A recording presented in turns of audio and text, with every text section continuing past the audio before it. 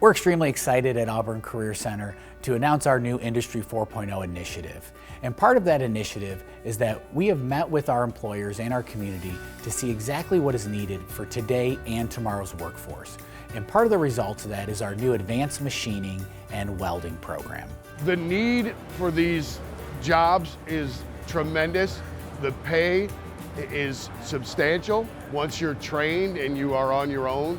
And it will also help you in your own home when you own a home later on.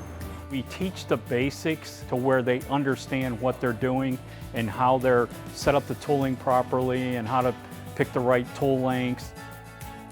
We do a variety of different things and we learn a variety of different skills that can lead you towards a multiple of different careers.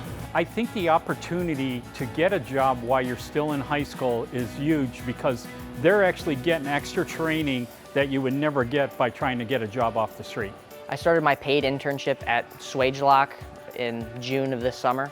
It was a lot different than what I did here. I learned a lot more than I was expecting. They get you moving quick.